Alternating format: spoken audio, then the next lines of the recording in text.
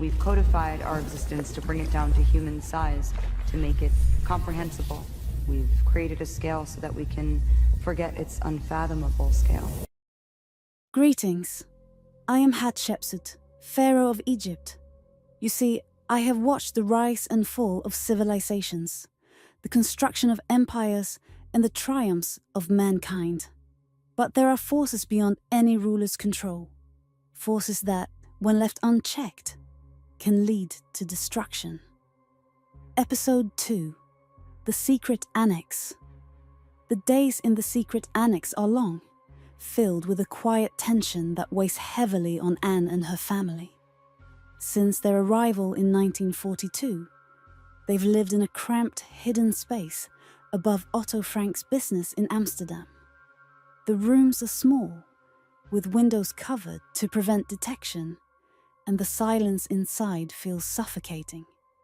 The slightest sound from the outside world, a footstep, a car passing, or a knock on the door, sends waves of anxiety through the family. Every moment is a reminder that discovery is always just a breath away. Anne's family is adjusting to the new normal, though the strain is beginning to show. Her father, Otto, is often distant, retreating into books, or lost in his thoughts. He carries the weight of the family's survival on his shoulders. Edith, Anne's mother, has become more withdrawn, her worry etched across her face. The family's once close-knit bond has started to fray, each member immersed in their own isolation. Even Margot, Anne's older sister, has become distant, consumed by her own anxieties. Anne, feeling the weight of the oppressive silence, often retreats into her own mind.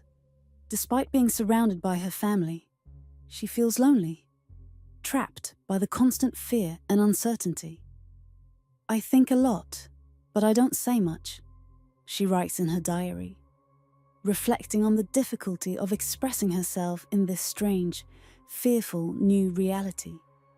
The once carefree conversations and plans for the future are now replaced by whispered exchanges, and there is little room for laughter or joy.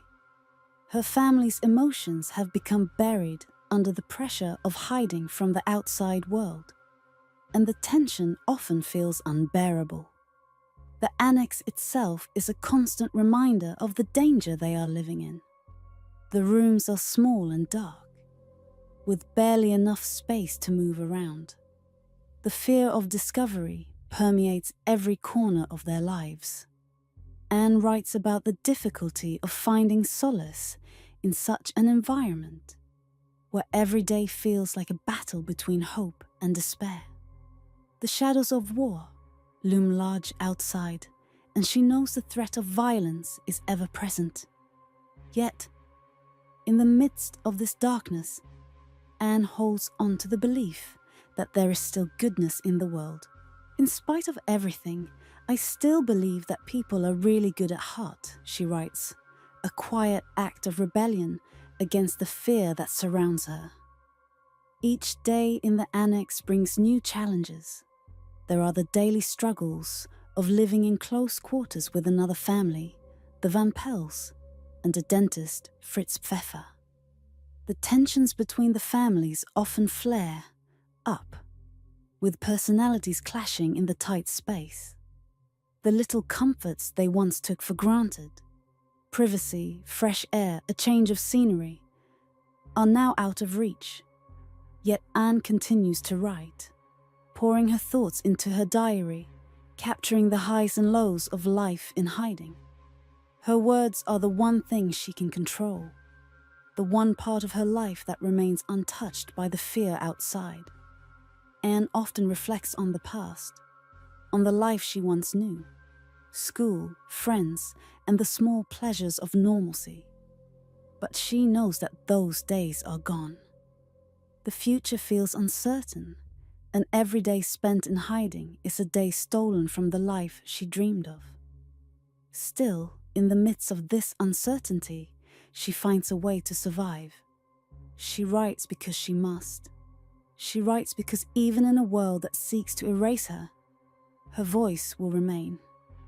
Her diary is her sanctuary, a place where she can be herself, where she can express the deepest parts of her soul. Through her writing, she holds on to a sense of self, a sense of purpose that the darkness of the annex cannot take away. As the days blend into one another, Anne's reflections become more profound. She clings to the belief that even in the darkest times, there is beauty to be found. Look at how a single candle can both defy and define the darkness, she writes. An acknowledgement of the small acts of resistance that can light the way even in the most dire of circumstances. The annex may be a place of fear, but Anne refuses to let it define her entirely. She seeks out the small joys, the moments of beauty that still exist in the world around her, and they become her lifeline. Despite the isolation, despite the fear, Anne holds on to hope.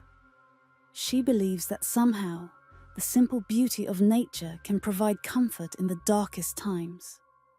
The best remedy for those who are afraid, lonely, or unhappy is to go outside, somewhere where they can be quite alone with the heavens, nature, and God, she writes.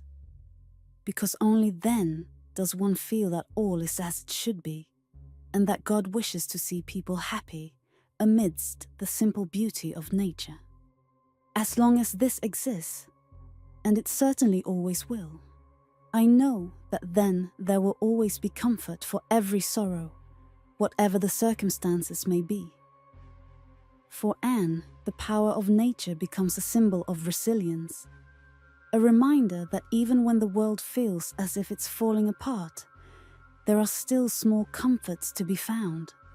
Her belief in the goodness of people, her commitment to holding on to hope, and her unwavering will to write in the face of fear are her acts of defiance.